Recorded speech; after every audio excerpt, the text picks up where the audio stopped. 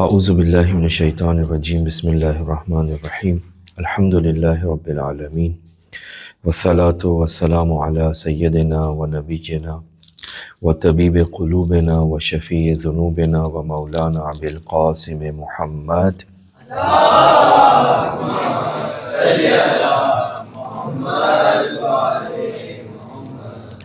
وعلى أهل بيته الطيبين الطاهرين المعصومين المظلومين لا سيما بقية الله الأعظم أرواحنا له الفداء واللعنة الدائمة على أعدائهم أجمعين من يومنا إلى قيام يوم الدين اما بعد۔ خوب، آپ لوگوں کو معلوم ہے کہ ہمارے درس کا موضوع کیا ہے؟ کسی کو پتہ ہے؟ نہیں پتہ؟ نہیں پتہ۔ ہمارا جو درس ہے اس کا موضوع ہے تو تاریخ اسلام میں رونما ہونے والے اہم واقعات۔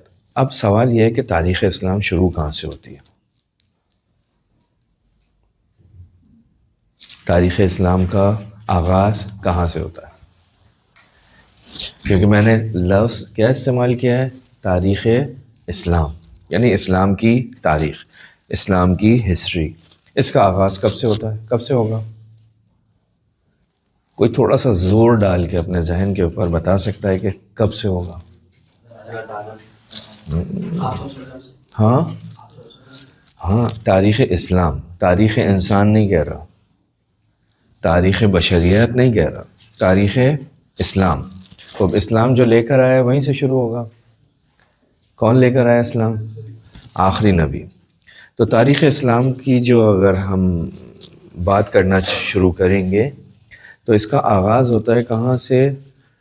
مکے کی سرزمین سے، رسول خدا صلی اللہ علیہ وآلہ وسلم کی بعثت سے۔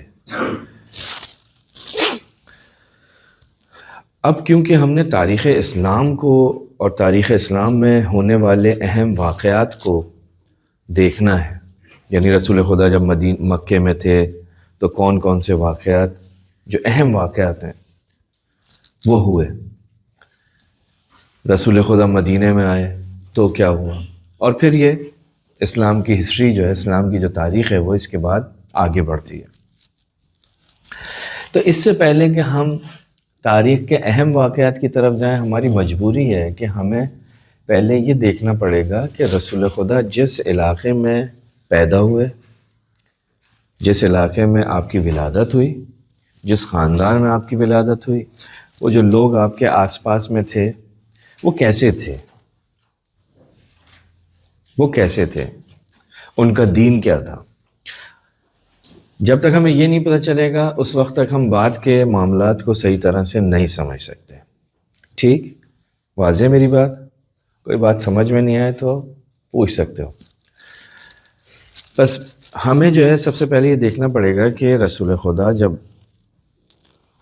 موضوع ہمارا کیا ہے؟ اہم واقعات، مکے کے ہوں یا مدینہ کے ہوں۔ ابھی ہم مکے سے شروع کرتے ہیں۔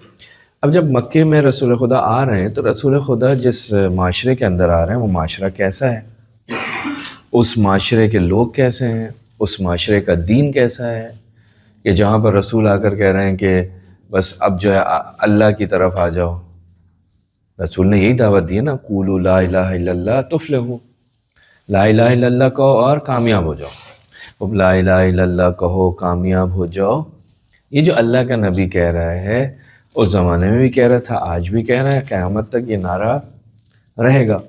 تو اب سوال یہ پیدا ہوتا ہے کہ جو رسول نے یہ بات کہی، رسول کس زمانے میں رہ رہے ہیں، رسول جس زمانے میں پیدا ہوئے وہ کون سا زمانہ ہے؟ ٹھیک ہے، یہ ہمیں پتہ چل جائے گا تو پھر اندازہ ہو جائے گا کہ اب رسول خدا کے ساتھ جو لوگ دشمنی کر رہے ہیں، رسول خدا کو جو تکلیف پہنچا رہے ہیں، رسول خدا کی جو بات سننے سے انکار کر رہے ہیں، اس کی وجہ کیا ہے، اس کی ریزن کیا ہے۔ یہ کب پتہ چلے گا ہمیں؟ جب ہم اس علاقے کو سمجھیں گے۔ جیسے آپ کا یہ، آپ لوگ مجھے نہیں پتہ سب اسی ایریے سے ہیں یا باہر سے آتے ہیں، بہرحال اگر اس جہاں پہ بھی آپ رہتے ہیں تو آپ کو وہاں کے بارے میں، آپ جب وہاں کے بارے میں گفتگو کرنا چاہتے ہیں، کسی شخص کے بارے میں، وہاں کی شخصیت کے بارے میں، تو آپ کو پتہ ہونا چاہیے کیسا علاقہ ہے، اس علاقے میں کون سے لوگ رہتے ہیں، ان کا مذہب کیا ہے، ان کا عقیدہ کیا ہے. جب آپ کو یہ چیزیں پتہ چلیں گی تو پھر آپ بہتر انداز میں کیا کر سکتے ہیں, اس کو بیان کر سکتے ہیں. ٹھیک ہے, تو ہم جب رسول خدا کے زمانے کو دیکھتے ہیں تو رسول خدا آپ سب جانتے ہیں, اسلام کے آنے سے پہلے اگر ہم دیکھتے ہیں, یعنی رسول خدا اسلام لے کر آ رہے ہیں, اس سے پہلے وہی مکہ, سرزمین مکہ, وہاں کے لوگ کیسے تھے. اگر ہم تاریخی کتابوں کا مطالعہ کرتے ہیں تو ہم اندازہ ہوتا ہے کہ رسول سے پہلے والے زمانے کو, رسول کے آنے سے پہلے والے زمانے کو تاریخ کے اندر ایک خاص نام دیا جاتا ہے. وہ نام کیا ہے؟ زمانہ جاہلیت. زمانہ جاہلیت یعنی جاہلیت کا زمانہ. جاہل تو آپ سمجھتے ہیں نا, جس کے پاس علم نہیں ہے وہ بھی جاہل ہے, اور جو عقل کے خلاف باتیں کرتا ہے اس کو بھی آپ کیا کہتے ہو؟ جاہل ہے. جو غیر عقلائی باتیں کر رہا ہوتا ہے, جس کی باتیں عقل کے مخالف ہوتی ہیں, اس کو بھی آپ کہتے ہیں کہ یہ جہالت میں مبتلا ہے, یہ کیسی باتیں کر رہا ہے, یہ عجیب و غریب باتیں کر رہا ہے, یہ باتیں اسے نہیں کرنی چاہیے. تو تاریخ کی کتابوں کے اندر جب آپ جا کر دیکھیں گے اس زمانے کو, جس زمانے میں اللہ اپنے نبی کو بھیج رہا ہے مکے کی سرزمین پر, اس علاقے کو اس زمانے کو کہا جاتا تھا زمانہ جاہلیت, جاہلیت کا زمانہ. خوب, کیوں کہتے تھے زمانہ جاہلیت؟ اس لیے کہتے تھے کہ اس زمانے میں رہنے والا جو عرب تھا, وہاں پہ رہنے والا کون ہے؟ عرب. عرب سرزمین ہے نا, عرب کنٹری ہے نا. مکہ کون سی کنٹریوں میں آتا ہے؟ عربک کنٹری ہے. ہاں, تو مکے کی سرزمین پر جو لوگ رہتے تھے وہ عرب تھے. وہ عرب لوگ جو اس جگہ پر رہتے تھے وہ مختلف قسم کے خرافات, الٹی سیدھی چیزیں, شیطانی خواہشات کے مطابق اپنی زندگی بسر کرنا, سنگ دل تھے, بہت ہی قسی القلب تھے, کسی پر رحم نہیں کرتے تھے, بہت زیادہ تعصب کرتے تھے ایک دوسرے کے ساتھ. یہ ہمارا قبیلہ, ہم ایسے, تم ایسے. یہ تعصب کرنا یہ اچھی چیز نہیں ہے, اسلام اس کو پسند نہیں کرتا, وہ کوئی بھی ہو, کیسا بھی ہو. رسول خدا نے آ کر یہی تو ختم کیا تھا, رنگ, نسل, نسب, سب کچھ. رسول نے کہا کوئی نہیں, برتری کس کی ہے؟ تقوی کی. ٹھیک, تو وہ جو وہاں کے لوگ تھے وہ شیطان کی ڈگر پر چل رہے تھے, سنگ دل تھے, تعصب پرست تھے, قبیلے کے معاملے میں اپنے خاندان کے مقابلے میں بہت زیادہ سخت تھے, بت پرستی کی طرف گامزن تھے, اور اخلاقیات نام کی کوئی چیز ان کے درمیان میں نہیں تھی. اپنے بڑوں کے برے کردار پر وہ جو ہے کیا کرتے تھے؟ فخر کرتے تھے. نہیں, بہت ہمارے انہوں نے یہ کیا, اس نے یہ کیا. بات بات پر وہ چھوٹی چھوٹی باتوں پہ ان کے درمیان جنگیں ہو جاتی تھیں. کسی کی بکری اگر کسی دوسرے کی زمین پر چلی گئی تو جنگ شروع. بعض قبیلے تو اس میں اتنے زیادہ پستی کا شکار تھے کہ وہ کیا تھے, ان کے اگر بیٹی کی ولادت ہوتی تھی تو اس کو کیا کرتے تھے؟ زندہ دفن کر دیتے تھے. قرآن مجید نے بھی اس عمل کی شدید مذمت کی ہے. قرآن نے کہا ہے یہ کیا ہے؟ یہ سفاہت ہے. سفاہت یعنی وہی جاہلیت.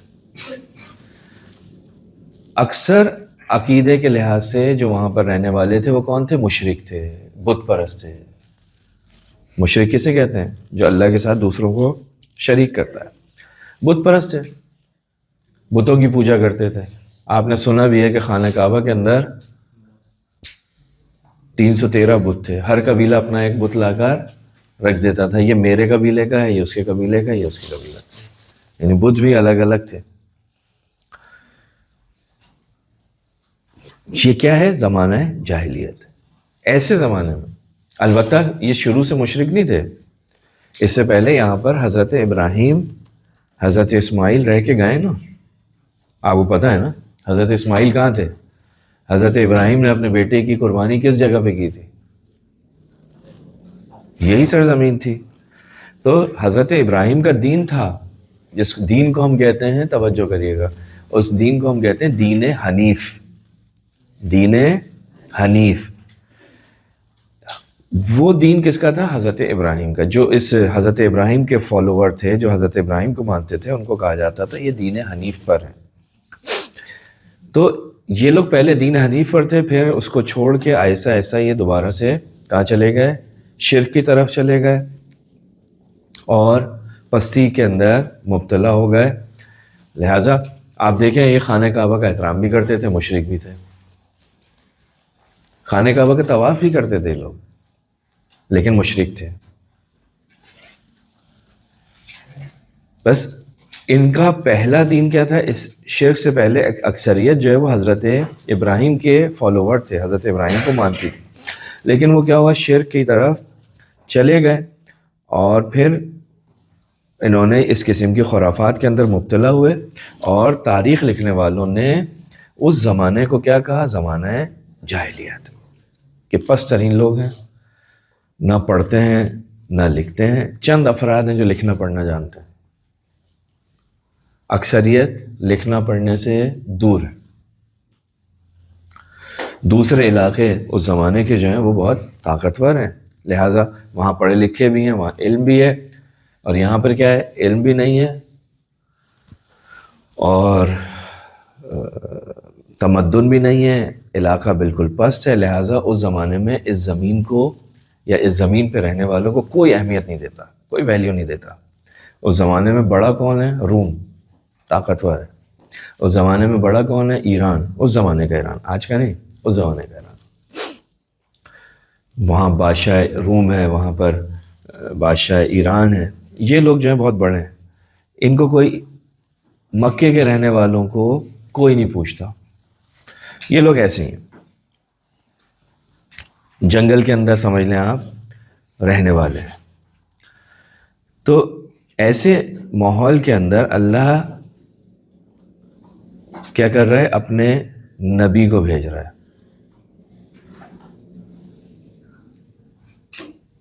ایسے ماحول کے اندر اب ایک چیز یہ ہو گئی کہ یہ تاریخ، یہ اس اعتبار سے میں نے آپ کی خدمت میں عرض کیا کہ ایسے ماحول کے اندر، ایسے علاقے کے اندر، ایسے زمانے کے اندر کہ لوگ مشرک ہیں عقیدے کے اعتبار سے اکثریت، اور اخلاقیات کا عالم یہ ہے، کسی کو اپنے برابر نہیں سمجھتے اور اپنے بچوں کو بھی زندہ دفن کر دیتے ہیں۔ ایسے ماحول کے اندر پروردگار عالم کیا کر رہا ہے؟ رسول خدا کو بھیج رہا ہے۔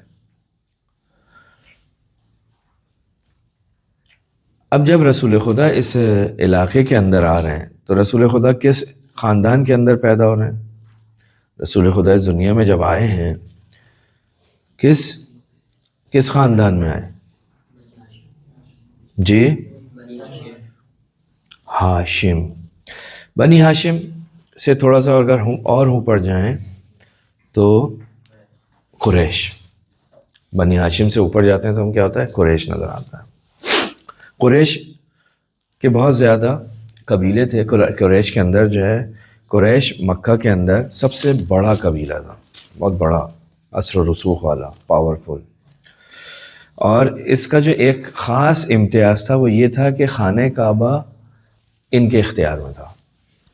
خانہ کعبہ کی چابی قریش کے پاس تھی، خانہ کعبہ کی جو ذمہ داریاں تھیں وہ قریش کے پاس تھیں، یعنی جتنے بھی لوگ آتے تھے خانہ کعبہ کی طرف، میں نے کیا آپ کی خدمت میں عرض کیا کہ وہ مشرک جو ہے وہ خانہ کعبہ کی ایک مقدس مقام سمجھتے تھے۔ اس زمانے میں بھی آپ یہ نہیں سمجھیں کہ آپ مسلمان ہیں تو آپ مسلمان ہونے کی وجہ سے خانہ کعبہ کی طرف جاتے ہیں، نہیں، وہ مشرک بھی خانہ کعبہ کا طواف کرتے تھے، ٹھیک ہے۔ اس کی وجہ کیا تھی؟ اس کی وجہ تھی دین حنیف، اس کی وجہ تھی حضرت ابراہیم، حضرت ابراہیم کے دین کو کیونکہ مانتے تھے، اور حضرت ابراہیم وہ ہے کہ جس نے خانہ کعبہ کی تعمیر کی ہے، اللہ کے گھر کو بنایا ہے، اس کی مرمت کروائی ہے پروردگار نے ابراہیم و حضرت اسماعیل کے ساتھ۔ تو یہ جو مکے کے اندر جو ایک قبیلہ آباد تھا جس کا نام تھا قریش، وہ بہت ہی پاورفل قبیلہ تھا، بہت بڑا تھا، زائرین کی خدمت کرتے تھے، اسی وجہ سے ان کو عرب میں بہت زیادہ عزت تھی۔ ان کی عزت کی ایک وجہ کیا تھی؟ کیونکہ وہ جو زائر آتے تھے، اور زائر کافر ہیں بھی، ٹھیک ہے، زائر کون ہیں؟ مشرک ہیں، وہ لوگ کیونکہ ان کے اختیار میں تھا خانہ کعبہ، لہٰذا خانہ کعبہ جو بھی آتا تھا اس کی خدمت کی ذمہ داری ان کی تھی۔ اس وجہ سے قریش کو خاص اہمیت تھی۔ قریش کے اندر ایک شخصیت تھی جس کا نام تھا ہاشم، ہاشم ابن عبد المناف، ہاشم ابن عبد المناف، ہاشم۔ اب یہ ہاشم سے ہاشمی آئیں گے، بنی ہاشم یہاں سے آئیں گے۔ ابھی تک قریش کے اندر مختلف قبیلے ہیں، ان میں سے ایک قبیلہ جو ہے وہ جناب ہاشم سے آ رہا ہے۔ یہ جو ہاشم ابن عبد المناف ہیں، ان کی جو نسل ہے وہ کہلائی بعد میں کیا؟ ہاشمی، بنی ہاشم، بنی ہاشم۔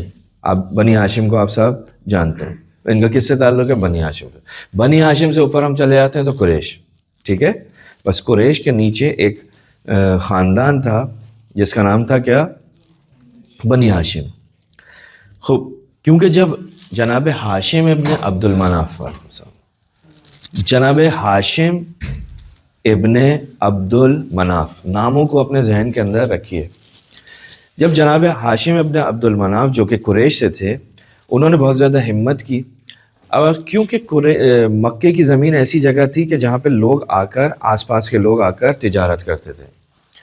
اگر دوسرے شہروں سے، دوسرے ملکوں سے بھی کوئی چیز بیچنے اور خریدنے آتا تھا تو وہ کہاں آتا تھا؟ مکے کی طرف، کیونکہ خانہ کعبہ تھا، لوگ جمع ہوتے تھے، تو خانہ کعبہ کے قریب آ کر لوگ وہاں پہ آ کے تجارت کرتے تھے۔ تو جناب ہاشم، اب مکے کے اندر اور کوئی بہت زیادہ ذرائع نہیں تھے، ایک ذریعہ تھا کھانے پینے کے لیے بہترین، وہ تجارت تھا، زندگی گزارنے کے لیے۔ تو حضرت ہاشم ابن عبد المناف نے ہمت کی اور اس تجارت کو آگے بڑھایا، اور پھر یہ تجارت یمن کی طرف، شام کی طرف اور حبشہ کی طرف، یمن، شام، حبشہ، ٹھیک ہے، یہ نام یاد رکھیے گا کیونکہ بعد میں ہمیں ان سے کام ہے۔ یمن، شام، حبشہ، ان کی طرف انہوں نے جانا شروع کیا۔ یہاں سے جو ان کی پروڈکٹ ہوتی تھی وہ لے کر ادھر جاتے تھے، وہاں سے جو ان کی پروڈکٹ جو اپنے علاقے میں جس کی ضرورت ہوتی وہاں سے لے کر آتے تھے اور لوگ خریدتے تھے، تجارت کرتے تھے۔ تو جناب ہاشم نے یہ کام، اس کو وسعت دی، اس کو بڑھایا، اور یہ سبب بنا کہ آپ کی ایک موقعیت میں، آپ کے مقام میں اور اضافہ پڑا، اور آپ کے پاس پیسہ بھی آیا، اور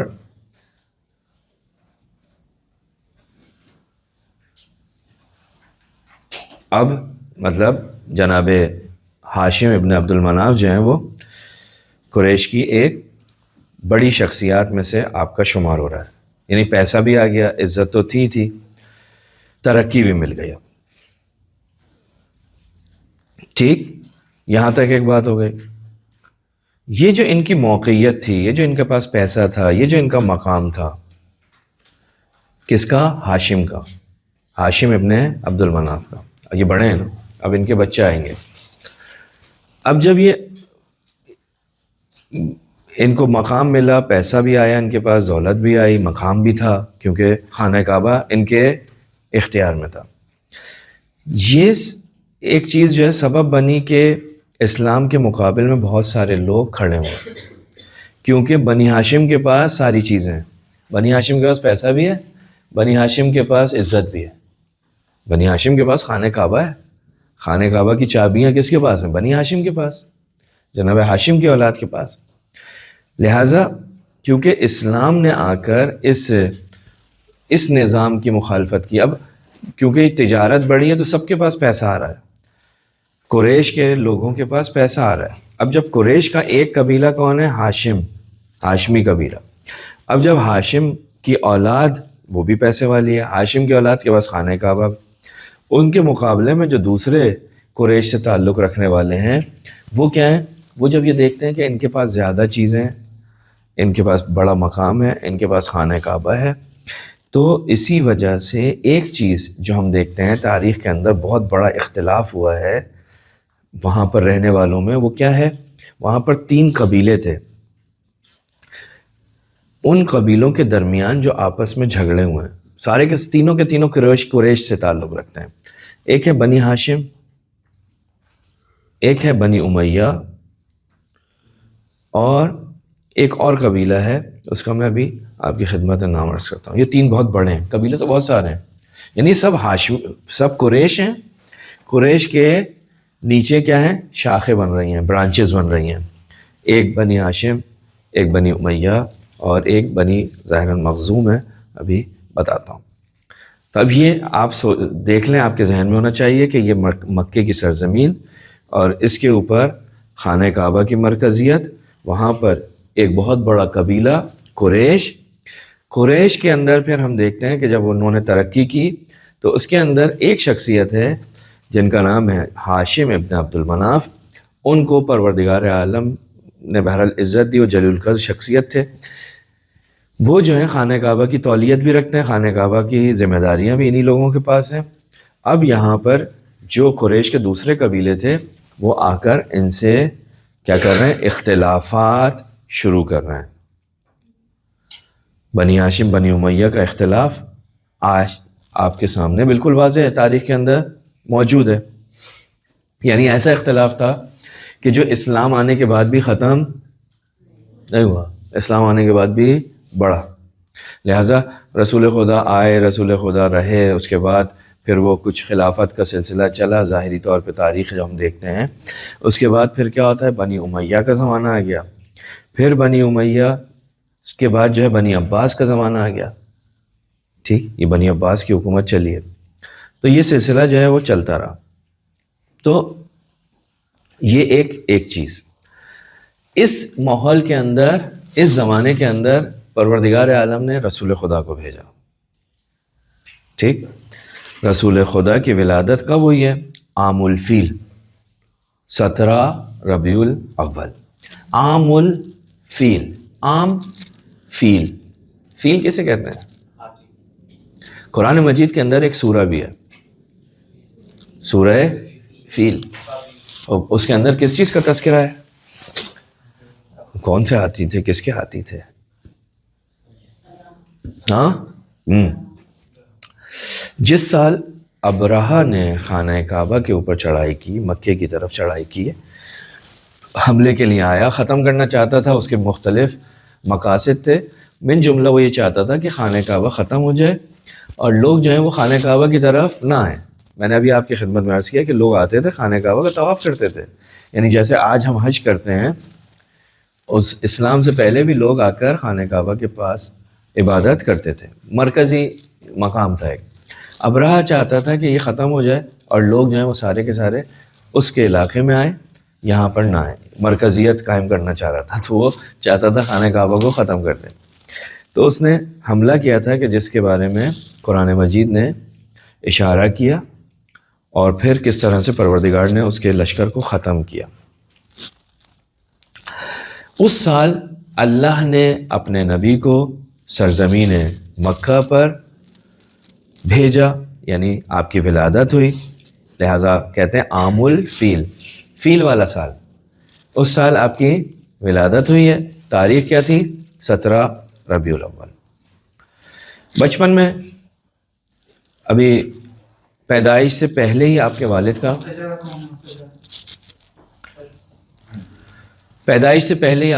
کا انتقال ہو گیا تھا. آپ کے والد کا انتقال دنیا میں آنے سے پہلے ہو گیا، حضرت عبداللہ.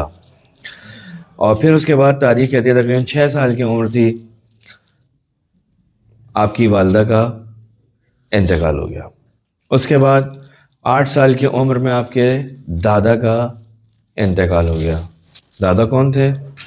حضرت عبد المطلب. اور پھر اس کے بعد آپ نے دادا کے بعد آپ کی جو پرورش کی وہ آپ کے چچا نے کی، جناب حضرت ابو طالب علیہ السلام. خوب، آپ حضرت ابو طالب کے گھر میں پل رہے ہیں، آپ کی پرورش جناب ابو طالب کر رہے ہیں. جوان ہوئے، شادی ہوئی آپ کی، اور جس وقت آپ کی شادی ہوئی تو آپ اس وقت ابھی آپ نے اسلام کی کوئی بات نہیں کی ہے، لیکن آپ مشہور تھے کس عنوان سے؟ امین. کس عنوان سے؟ صادق. امین و صادق آپ کو کہا جاتا تھا.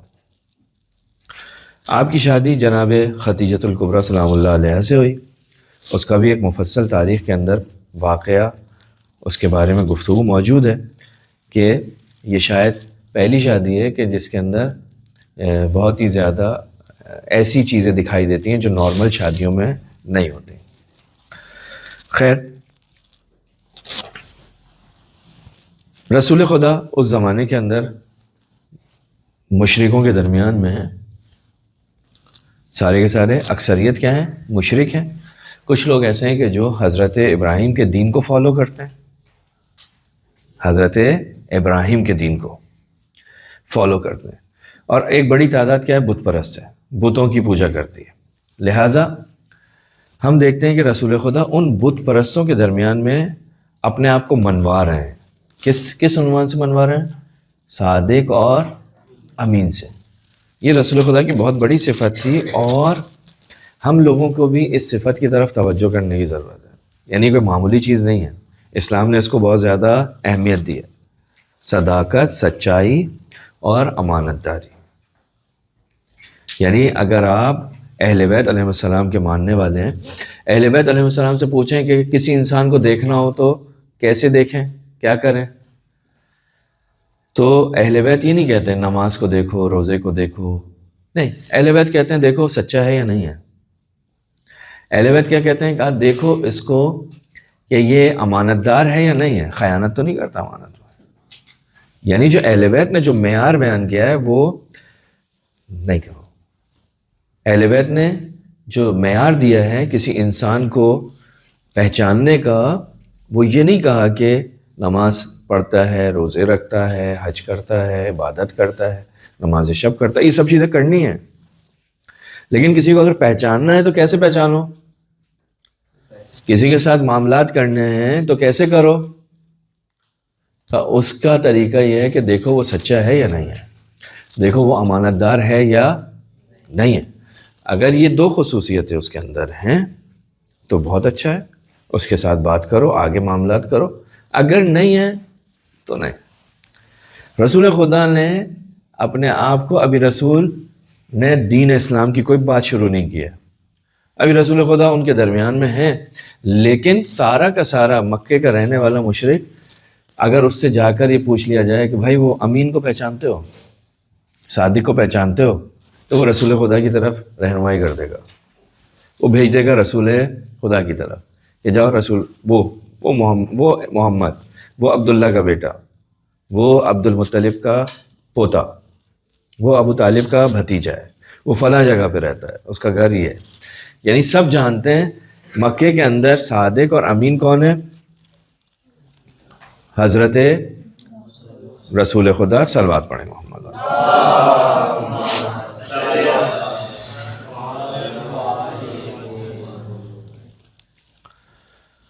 بس آپ یعنی اس زمانے کے اندر بھی آپ نے بہت سارے ایسے کام کیے ہیں کہ جس کی وجہ سے بڑے بڑے جھگڑے ختم ہو گئے. مثال کے طور پہ تاریخ میں ملتا ہے کہ ابھی رسول خدا نے اعلان نبوت نہیں کیا. ایک مرتبہ جو ہے وہ یعنی اعلان نبوت سے 5 سال پہلے، بعثت سے 5 سال پہلے، یہ جو ابھی کچھ دن پہلے ایک تاریخ گزری ہے، بہت بڑی عید تھی. کون سی؟ 27 رجب، جو عید مبعث، عید بعثت تھی. اس پہ رسول خدا کے اوپر پروردگار عالم نے وحی کی تھی، اقرأ بسم ربک الذی، اور وہ پورا واقعہ. اس سے بھی کہتے ہیں 5 سال پہلے جب خانہ کعبہ کی ایک مرتبہ دوبارہ سے تعمیر ہوئی، اس کو بنایا گیا، تو تاریخ میں ملتا ہے کہ حجر اسود جو ایک پتھر ہے جنت سے آیا ہوا، اس کا رنگ جو ہے وہ کیا ہے؟ بلیک ہے. بلیک ہے. وہ خانہ کعبہ کے اندر نصب ہے، ایک کونے کے اوپر لگا ہوا ہے. پروردگار آپ سب کو اس کی زیارت نصیب کرے. تو اس پہ جھگڑا ہو گیا وہاں قبیلوں پہ. میں نے بتایا کہ وہ لوگ کیسے تھے، کہتے تھے ہم لہٰذا تھوڑی چھوٹی چھوٹی باتوں پہ جھگڑے. اب یہ خانہ کعبہ بن گیا، اب یہ جھگڑا ہو رہا ہے کہ حجر اسود کو اس کی جگہ پہ کون رکھے گا. حجر اسود کو جو اس تعمیری کام کی وجہ سے اس جگہ سے ہٹایا گیا تھا، کون رکھے گا؟ جھگڑا ہو رہا ہے. رسول خدا نے بہت ہی حکمت کے ساتھ تمام قبائل کو اس اعزاز میں شریک کیا کہ وہ سب کے سب رکھنے میں شریک تھے، اور ایک بڑی جنگ سے کیا کیا؟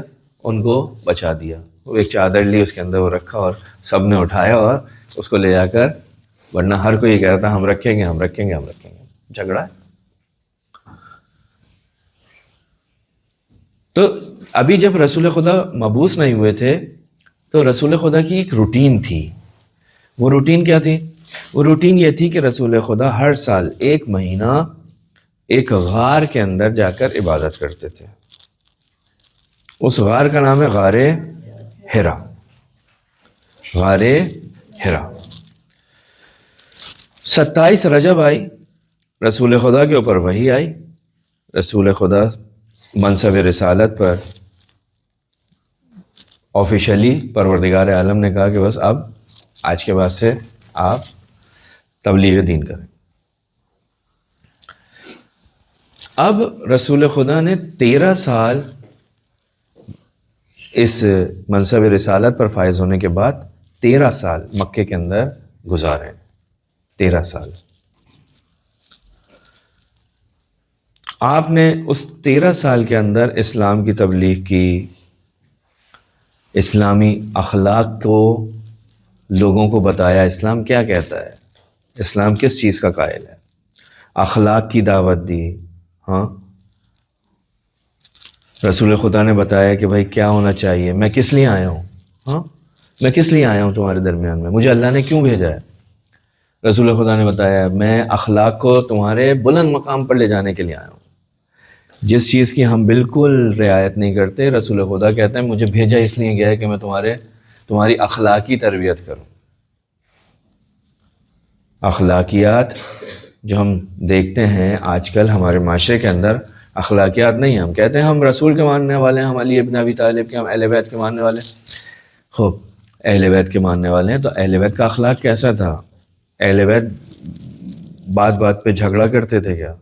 اہل بیت جو ہے وہ چیخ کر بولتے تھے. اہل بیت بے احترامی کرتے تھے کسی کی. اہل بیت توہین کرتے تھے کسی کی.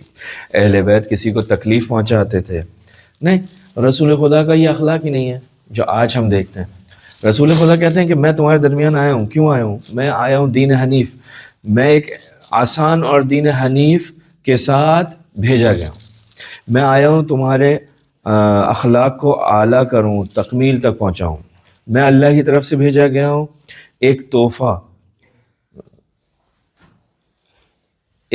اللہ کی طرف سے جو آیا ہے وہ میں لے کر تمہاری طرف آیا ہوں.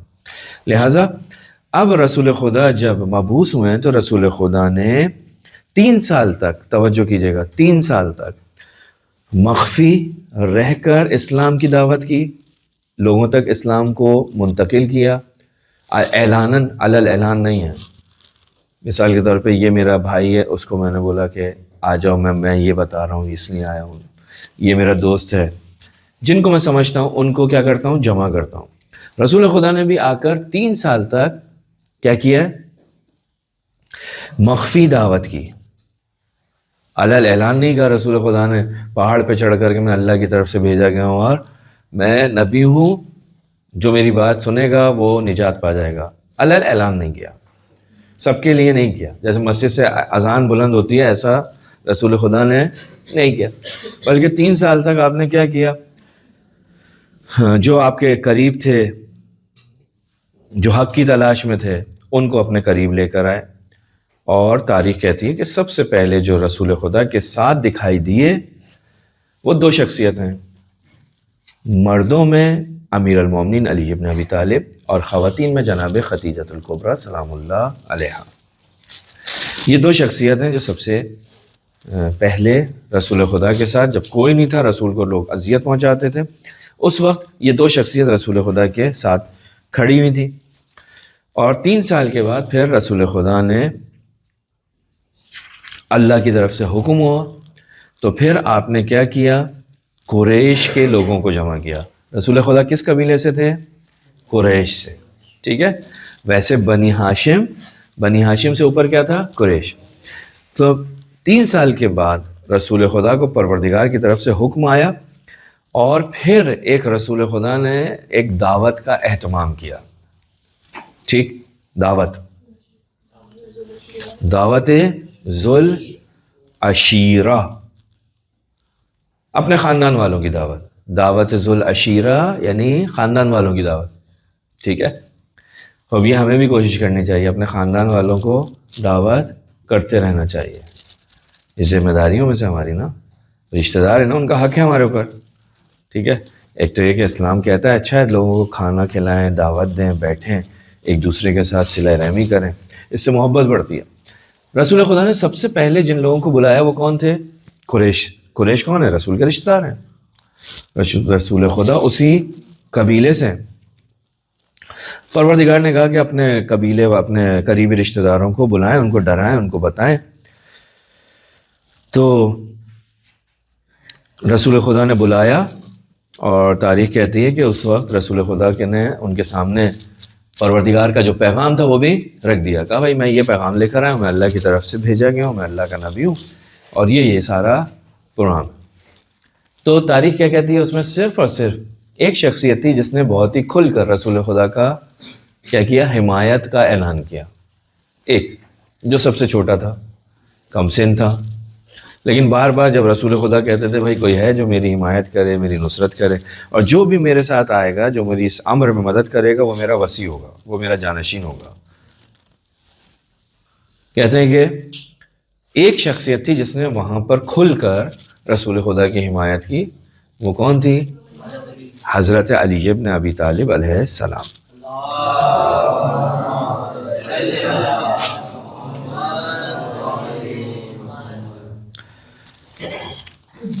دعوت ذل عشیرہ ہو گئی. اب کیا ہو گیا؟ اس کے بعد پھر رسول نے اعلانی دعوت، اعلان. ابھی تک رسول خدا کچھ نہیں کر رہے تھے، خاص لوگوں سے بات کرتے تھے، لیکن اس کے بعد دعوت ذل عشیرہ کے بعد رسول خدا نے کیا کیا؟ علنی دعوت کا آغاز کیا. اور یہ کہاں سے کیا؟ صفا کی پہاڑی پر چڑھ گئے. آپ نے ایک واقعہ حضرت ہاجرہ کا سنا ہوگا کہ جب وہ حضرت اسماعیل کے ساتھ مکے کی سرزمین پر تھیں، ان کو بچے کو پیاس لگ رہی تھی، پانی نہیں تھا، تو وہ 2 پہاڑیوں کے درمیان چکر لگا رہی تھی، دوڑ رہی تھی. کبھی صفا، ایک پہاڑی کا نام تھا صفا، دوسری پہاڑی کا نام تھا مروہ. وہ صفا سے مروہ جاتی تھی، پھر مروہ پہ دیکھتی تھی تو پھر انہیں کچھ لگتا تھا وہاں کچھ ہے، پھر صفا، پھر مروہ. تو پہاڑی، کیونکہ مکہ جو ہے پہاڑی علاقہ ہے. رسول خدا کی وہاں کہاں گئے؟ صفا کی پہاڑی پر چڑھ گئے، صفا کی پہاڑی. اور پھر صفا کی پہاڑی پر چڑھنے کے بعد رسول خدا نے ایک اعلان کیا کہ میں کون ہوں، میں کیا لے کر آیا ہوں، اور میں تمہیں کس کی طرف دعوت دے رہا ہوں. اگر چاہتے ہو فلاح پا جاؤ، کامیاب ہو جاؤ، اس بدبختی سے نکل جاؤ، تو یہ آئین ہے، یہ دستور ہے، یہ اللہ کا حکم ہے، میں اللہ کا نبی ہوں، مجھے مان لو. یہ وہ موقع ہے کہ اب جب رسول خدا نے اعلان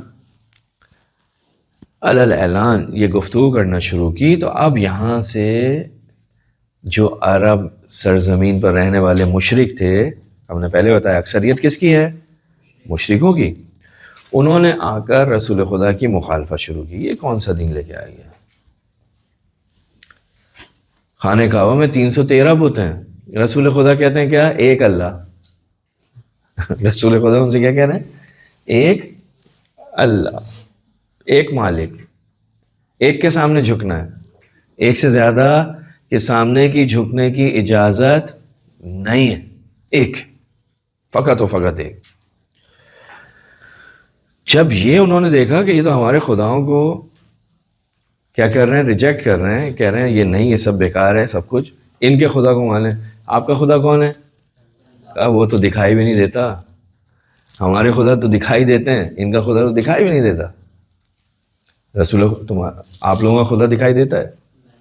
ان آنکھوں سے تو دکھائی نہیں دیتا.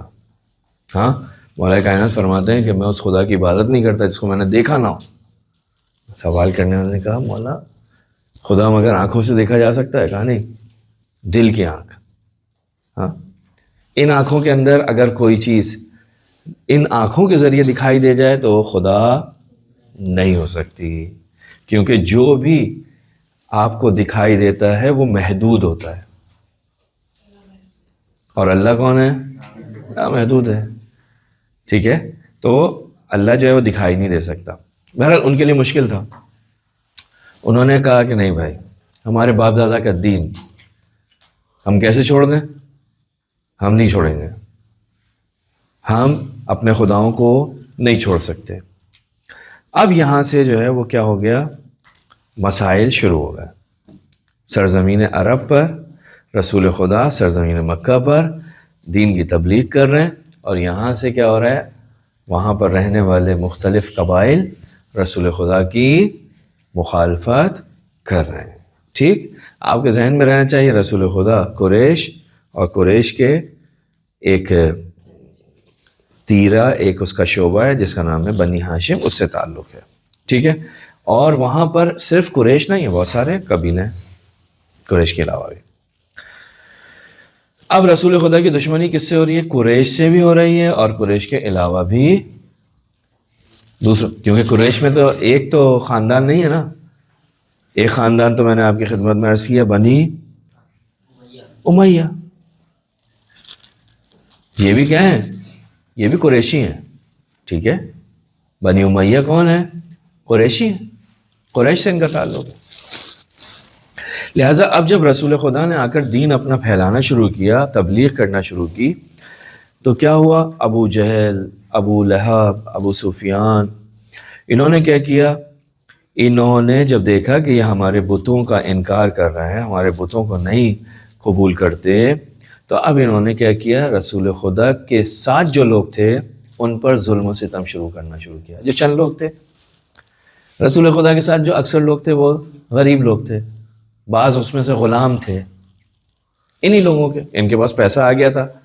میں نے ابھی عرض کیا تھا، کیونکہ انہوں نے تجارت کرنا شروع کی تو پیسہ بھی آ گیا، طاقت بھی آ گئی، تو ان کے پاس غلام بھی تھے. بعض غلام جو ہے وہ رسول خدا کو فالو کرتے تھے، اللہ کو ماننا شروع کر دیا انہوں نے. اور نتیجہ کیا ہوا؟ انہوں نے غلاموں کو اور نوجوانوں کو جو رسول کے پاس آ رہے تھے، جن کا پیچھے کوئی نہیں تھا، جن کی کوئی سپورٹ کرنے والا نہیں تھا، غلام ہے نا، میرے غلام ہے، کون مجھے بولے گا کچھ. کیا کیا انہوں نے؟ ان کے اوپر ظلم کرنا شروع کیا تاکہ یہ رسول خدا سے دور ہو جائیں. جس کی تاریخ کے اندر ایک مثال جو ملتی ہے وہ کس کی ہے؟ حضرت عمار کے والدین.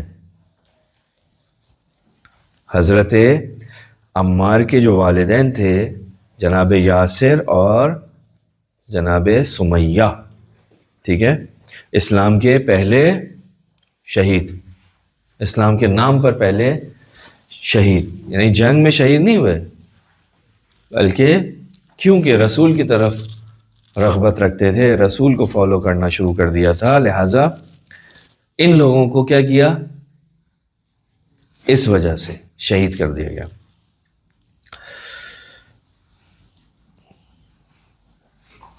ٹھیک، تو بس قریش کا دباؤ، قریش نے آپ کے اوپر سختی کرنا شروع کی. سختی بڑھ رہی ہے، اور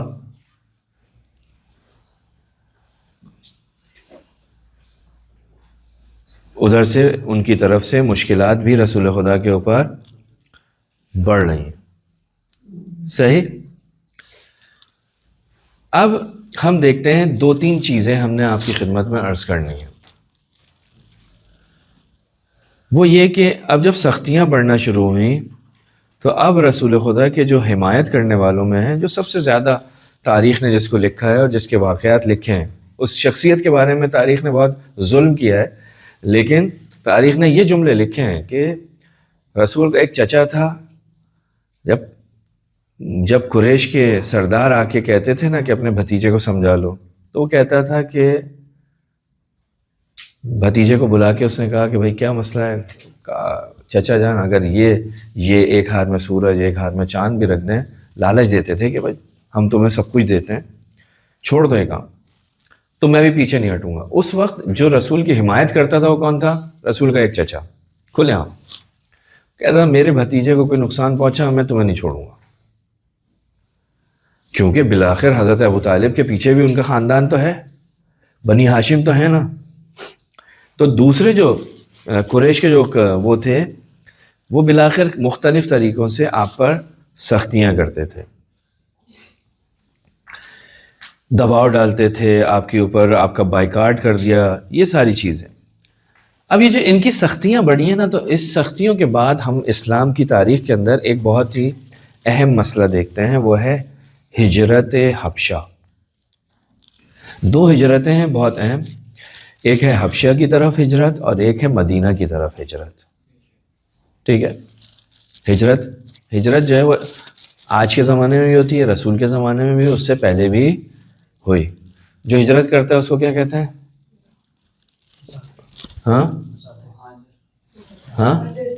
مہاجر.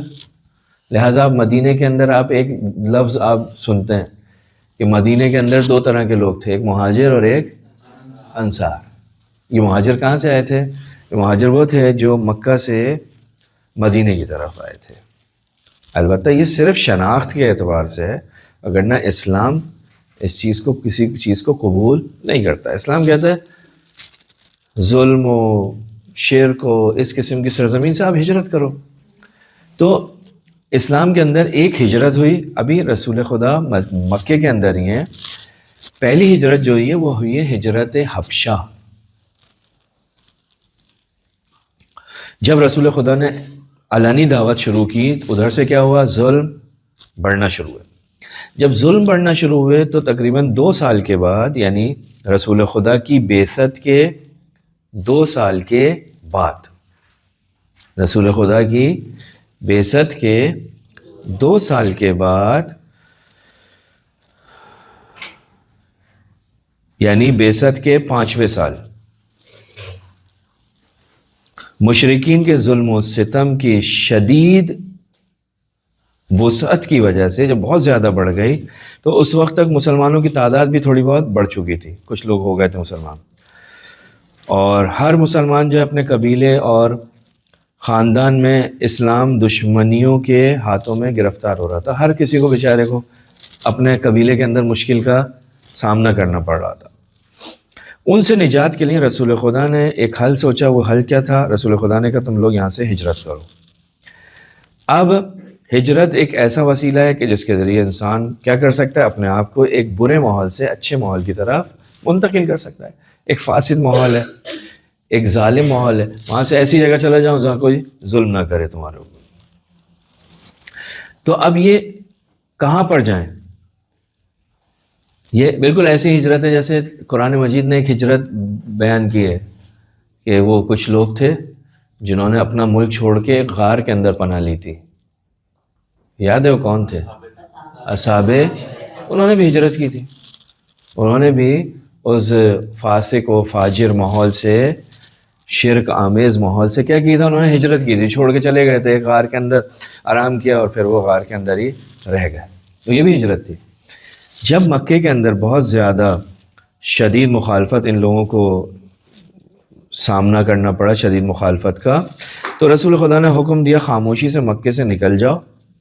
اور اس وقت ایتھوپیا جو جگہ ہے وہ اس زمانے میں حبشہ کے نام سے جانی جاتی تھی. حبشہ. پہلے 14 افراد اور پھر رفتہ رفتہ آہستہ آہستہ دوسرے افراد جو ہے وہ یہاں سے روانہ ہوئے. تقریباً 100 افراد تھے جو یہاں سے مکے سے حبشہ کی طرف چلے گئے. کہاں گئے؟ حبشہ کی طرف چلے گئے. حبشہ میں ان کی جو لیڈر تھا ان 100 افراد کا، وہ کون تھا؟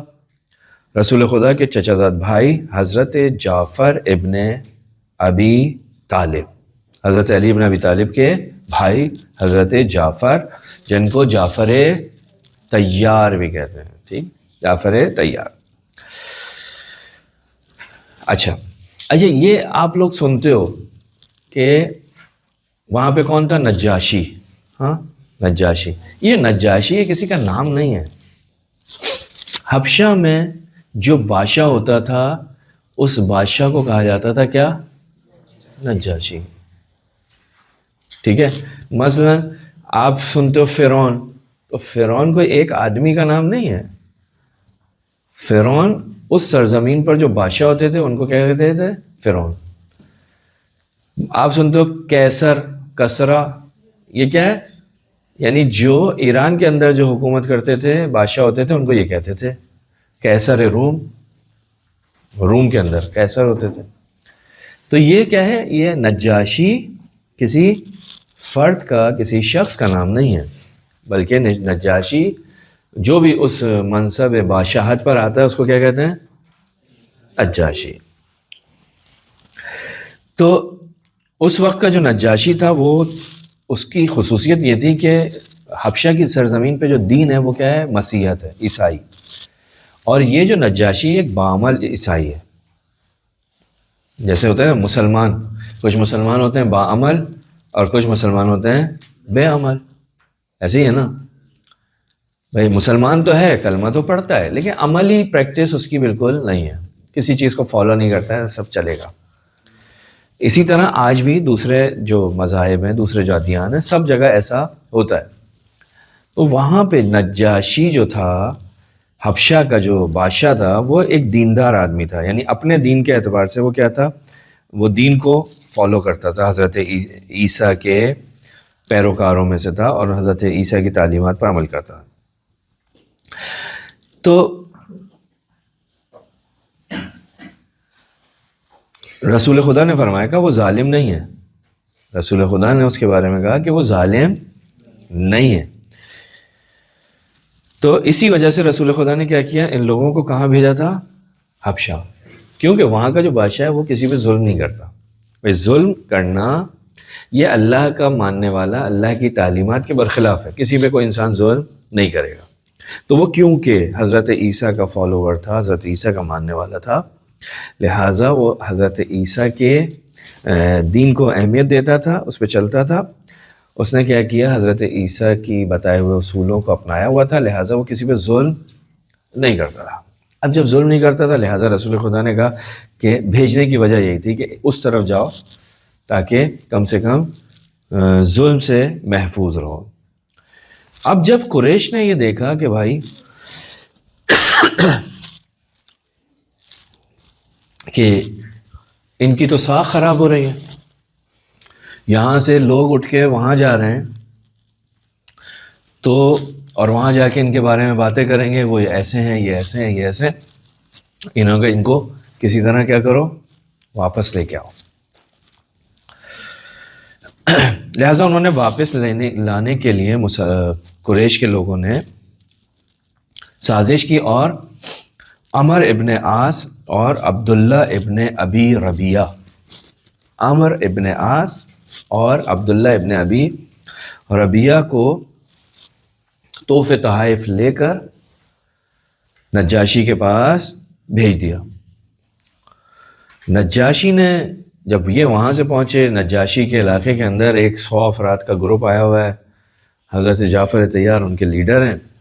تو جب نجاشی کے پاس یہ لوگ پہنچے ادھر، نجاشی نے جناب جعفر طیار کو طلب کیا اور پوچھا بھائی کیا ہے، کون سا دین لے کر آئے ہو تم، کس دین کے فالوور ہو، کیا ہے؟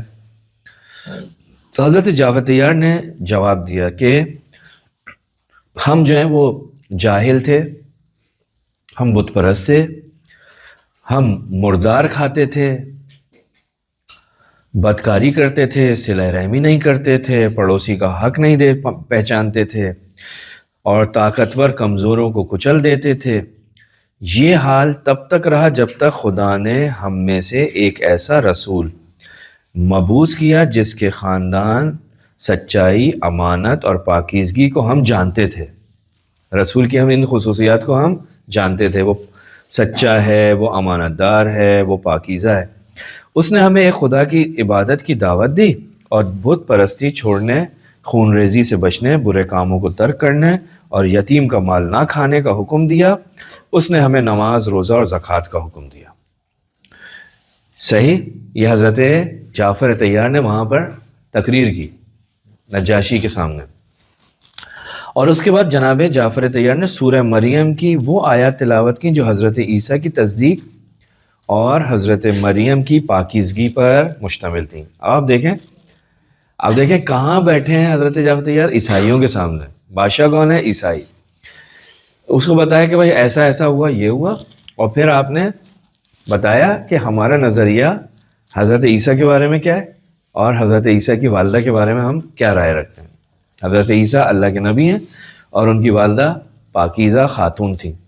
ٹھیک ہے. اب جب یہ نظریہ سارا حضرت عیسیٰ کی تصدیق کی، حضرت مریم کی پاکیزگی کی کا اعلان کیا، انہیں سن کر نجاشی اور اس کے جو دربار میں لوگ تھے وہ رو پڑے.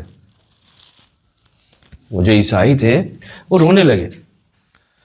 جعفر طیار کی اس گفتگو کی بدولت نجاشی نے وہ جو قریش کے لوگ آئے تھے سازش لے کر کے کسی طرح ان کو پکڑ کے دوبارہ واپس ہم لے کر جائیں، جناب جعفر طیار کی اس تقریر نے ان کی ساری سازشوں کو مٹی میں ملا دیا، ختم. خلاصہ یہ کہ ان کو وہاں سے واپس کر دیا گیا. مسلمانوں کو مکمل طور پر امن و امان کے ساتھ حبشہ میں رہنے کی اجازت مل گئی، اور مسلمانوں کا یہ گروہ، یہ جو 100 افراد کا گروہ تھا جو حبشہ گیا تھا، یہ جب مسلمان مدینہ پہنچ گئے اور طاقت میں آ گئے 7 ہجری یعنی فتح خیبر کے موقع پر واپس آیا. یہ اس وقت تک کہاں رہے؟ حبشہ میں. ٹھیک ہے. جہاں رسول خدا اور عوام نے ان کا بہت زیادہ شاندار استقبال بھی کیا. تو اسلام کے اندر جو پہلی ہجرت تھی وہ کون سی ہجرت تھی؟ ہجرت حبشہ، جو حضرت جعفر طیار ان کے کیا تھے؟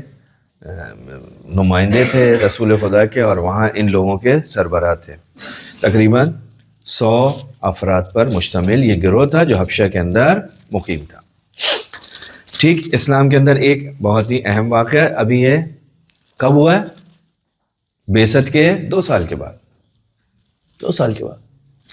کیوں ہوا تھا؟ ظلم و ستم کی وجہ سے. رسول خدا کہاں ہیں؟ مکے میں. رسول خدا تبلیغ کر رہے ہیں اسلام کی، اور استدلال کے دلیل کے ساتھ اپنی بات بیان کر رہے ہیں. اور آہستہ آہستہ جو تقریر رسول خدا نے کرنا شروع کی، رسول خدا نے اخلاقیات کو بیان کرنا شروع کیا. یہ جو تم کام کرتے ہو غلط ہیں. قتل سے منع کیا، عدل کی طرف لے کر آئے، یتیم کے مال کو نہ کھانے کی طرف دعوت دی. یہ ساری چیزیں مکے کی سرزمین میں رسول خدا نے لوگوں کو سکھائی. اب وہاں پہ کیا ہیں؟ 2 قسم کے گروہ ہیں، ایک مستکبر ہیں، ایک مستضعف ہیں. ایک بیچارہ پسا ہوا گروہ ہے، اور ایک جو ہے وہ تکبر کے اندر مبتلا ہے. اور یہ 2 قسم کے گروہ جو ہیں رسول خدا کے مخالف ہیں، مستکبر اور مستضعف. مستکبر میں کون ہے؟ وہ سردار ہیں، بڑے بڑے لوگ ہیں. اور مستضعف عام لوگ کون ہیں؟ جو اپنے سرداروں کے اشاروں کے اوپر چلتے ہیں. یہ کون ہے؟ ان کی اپنی کوئی رائے نہیں ہے. رسول خدا نے کام کرنا شروع کیا. اب جب رسول خدا نے کام کرنا شروع کیا تو ادھر سے دشمنی اور شدت اختیار کر گئی. کیوں؟ یعنی ان کو رسول خدا سے کیا خطرہ تھا؟ رسول خدا تو ایک عام آدمی ہے نا. رسول خدا تو کوئی اپنا بزنس تو کر نہیں رہا ہے کہ بزنس دوسرے بزنس والے کو کوئی مخالف ہو. رسول خدا اپنے حالات اچھے کرو. اس کی وجہ یہ تھی کہ رسول خدا نے جو باتیں کی وہاں پر، دیکھو رسول خدا کیا کہہ رہے ہیں. رسول خدا کہتے ہیں، یعنی اس سماج کے اندر جو رسول خدا گفتگو کر رہے ہیں وہ مشکل بن گئی ان لوگوں کے لیے. رسول خدا نے کہا کہ حق کی اجارے داری ہونی چاہیے، حق جس کے ساتھ ہے اس کو ملنا چاہیے. جبکہ وہاں پر یہ سسٹم نہیں تھا. وہاں طاقتور انسان جو ہے وہ کہتا تھا میرے ساتھ حق ہے. رسول خدا کہتے نہیں، حق صرف اس کو ملے گا جس کا حق ہے، اس کو حق دو. رسول خدا نے کہا کہ برابری قائم ہونی چاہیے. تو برابری، وہ لوگ تو برابری کے قائل ہی نہیں تھے. انہوں نے کیا کی، یہ چیز سنی، یعنی رسول خدا کہتے تھے بھائی جو جس کا، سارے کے سارے انسان برابر ہیں. رسول خدا نے مادی دنیاوی مفاد، دنیاوی فائدے کی مخالفت کی. رسول خدا نے کہا کہ ہم سب بشر ہیں، سب کے سب آدم کے اولاد ہیں، ہم سب کے سب اللہ کے بندے ہیں. جب رسول خدا نے اس قسم کی بات کی نا، تو اس معاشرے کے اندر ایک بگاڑ پیدا ہو رہا تھا. یعنی جو پسا ہوا طبقہ تھا، جو دبے ہوئے لوگ تھے، انہوں نے کہا کہ بھائی ہم انسان ہیں، ہمارے ساتھ ایسا سلوک نہیں ہونا چاہیے. اور وہ جو طاقتور لوگ تھے وہ کہتے تھے اگر یہ ان کی بات سنے گا تو پھر ہم سے کیا، ہمارا مخالف ہو جائے گا، ہمیں چھوڑ کے چلا جائے گا.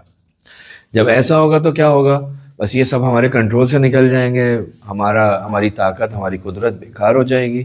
لہٰذا انہوں نے آ کر کیا کیا، رسول خدا کی مخالفت کی کہ کسی طرح سے ان کو قتل کیا جائے، تاکہ ہم اپنے یہ جو عیش کی جو زندگی ہے، جو ظلم کے اوپر مبتنی ہے، جو عدم مساوات کے اوپر مبتنی ہے، جس میں نہ برابری ہے، جس میں صرف اور صرف ظلم ہے، اس پر چلیں. لہٰذا قرآن مجید کہتا ہے کہ مشرکوں نے چند کام کیے. ایک، رسول پر حملہ کیا.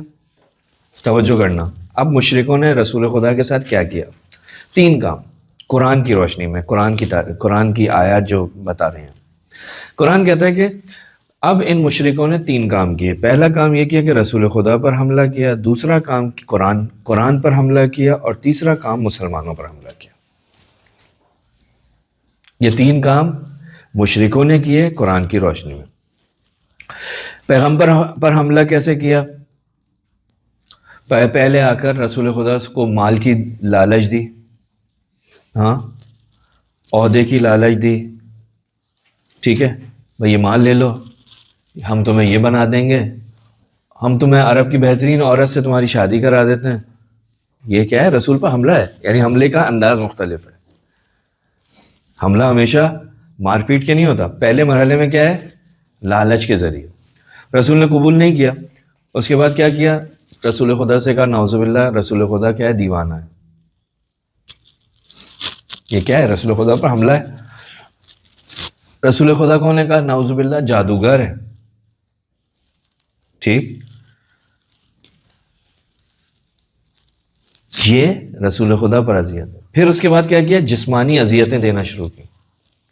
زیادہ ابھی اس لیے نہیں بڑھ پا رہے تھے کیونکہ پیچھے ان کا رسول خدا کے بھی خاندان ہے، بنی ہاشم ہے، حضرت ابو طالب ہیں، حضرت حمزہ ہیں. لہٰذا آہستہ آہستہ پہلے لالچ دی، پھر تہمتیں لگائیں، اور پھر اس کے بعد رسول خدا کو اذیت پہنچانی شروع کی، جسم کے اوپر اوجڑی پھینک دی. یہ رسول خدا پر حملہ تھا. ایک دوسرا کام جو مشرکوں نے کیا، قرآن پر حملہ. رسول خدا نے قرآن کی جب آیت پڑھی تو انہوں نے آ کر کیا کہا یہ شاعر ہے، یہ شاعری ہے، یہ پرانے افسانے ہیں. ٹھیک ہے، لوگوں کو اس کے سننے سے روکا. کہا جب یہ پڑھ رہا ہو نا اپنے کانوں کو بند کر لو، اپنی انگلیوں کو ڈال لو، روئی ٹھوس لو، نہیں سننا. دوسرا کام. تیسرا کام کیا مسلمانوں پر حملہ. یعنی جو غلام تھے، جو ہم نے کہا جو غریب لوگ تھے، پسماندہ تھے، جن کے پیچھے کوئی نہیں تھا، سپورٹ نہیں تھی، قبیلہ نہیں تھا، کمزور تھے، ان کی شدید ان کو تنبیہ کرتے تھے، ان پر ظلم کرتے تھے کہ یہ لوگ جو ہیں ڈر کی وجہ سے کیا کریں، اسلام قبول نہ کریں. یہ 3 کام انہوں نے کیے. کس نے؟ مشرکان مکہ نے. ٹھیک. اور اس کے بعد ہم دیکھتے ہیں کہ اتنا دباؤ بڑھا کہ بعثت کے 7ویں سال، کون سے سال؟ ایک اور بہت ہی اہم واقعہ ہوا. وہ یہ کہ جب قریش نے مسلمانوں کی تعداد میں مسلسل اضافہ دیکھا تو اس کے بعد قریش نے کیا کیا، مزید دباؤ ڈالنے کے لیے اور زیادہ پابندیوں میں اضافہ کیا، اور بہت سارے سردار قریش کے جمع ہوئے، اور ایک انہوں نے معاہدہ آپس میں ایگریمنٹ کیا کہ اب جو ہے بنی ہاشم سے ہر قسم کے تعلقات کو ختم کیا جائے. رسول خدا بنی ہاشم. قریش والے جمع ہوئے کہ ان سے سب ختم کر دو، ان سے نہ کوئی خاندانی رشتہ رکھا جائے گا، نہ کوئی تجارتی لین دین کیا جائے گا، یہاں تک کہ بنو ہاشم خود مشرکین کو رسول خدا کو قتل کرنے کی اجازت دے دیں. ٹھیک ہے، تو یہ واقعہ ہوا کون سے؟ بعثت کے 7ویں سال میں. اور بنو ہاشم پورے 3 سال، بعثت کے 7ویں سال سے 10ویں سال تک صبر کے ساتھ اسی شیب ابی طالب کے اندر جو محاصرہ کیا تھا، ایک گھاٹی تھی جو جناب ابو طالب کی تھی، وہاں پر یہ محدود ہو کر رہ گئے اور وہیں پر رہے. اور 3 سال بہت ہی تکلیف و مشقت کے بعد آپ جو ہے 3 سال تک وہاں رہے، اور اس کے اندر آپ کو رسول خدا کو جو 2 بہت ہی بڑے حادثات کا سامنا کرنا پڑا. وہ حادثات کیا تھے؟ ایک جناب خدیجۃ الکبریٰ سلام اللہ علیہا کی وہاں پر رحلت ہوئی، دوسری جناب حضرت ابو طالب کی اسی سال رحلت ہوئی 10ویں سال.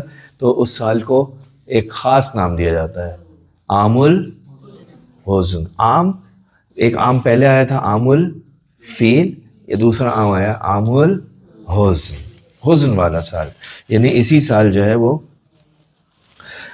رسول خدا کے یہ 2 بہت ہی بڑے حامی، بہت ہی بڑے مدد کرنے والے، ان دونوں کی وفات ہوئی ہے. یعنی شیب ابی طالب میں نہیں ہوئی، لیکن شیب ابی طالب کے سے جب یہ بائیکاٹ ختم ہوا ہے اور باہر نکلیں، 10ویں سال میں رسول خدا کو ان 2 سانحات کا سامنا کرنا پڑا. تو یہ ایک دوسرا اہم واقعہ تھا اس سلسلے میں. اس کے بعد پھر ایک طائف کا سفر ہے کہ اب وقت جو ہے میرے خیال میں ختم ہو چکا ہے. انشاءاللہ اگر زندگی رہی تو پھر ملیں گے.